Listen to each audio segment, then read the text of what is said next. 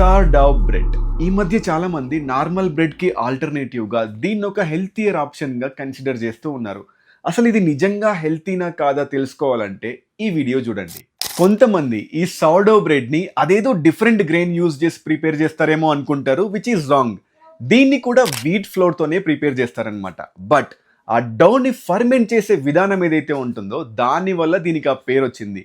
మనం wheat bread ని కనుక చూసుకున్నట్టయితే ఇన్స్టంట్ ఈస్ట్ తో దీన్ని ఫర్మెంట్ చేస్తారు. సౌడో బ్రెడ్ ని wild east and lactic acid use చేసి ఫర్మెంట్ చేస్తారనమాట. ఇలా ఫర్మెంటేషన్ చేయడం వల్ల దీనికి 3 అడ్వాంటేజెస్ వస్తాయి. నంబర్ 1 అండ్ వెరీ ఇంపార్టెంట్, ఇందులో గ్లూటెన్ కంటెంట్ అన్నది రెడ్యూస్ అయిపోతుంది అనమాట. నంబర్ 2 డైజెషన్ అన్నది కొంచెం ఇంప్రూవ్ అవుతుంది. నంబర్ 3 గ్లైసెమిక్ ఇండెక్స్ అన్నది రెడ్యూస్ అవుతుంది అనమాట.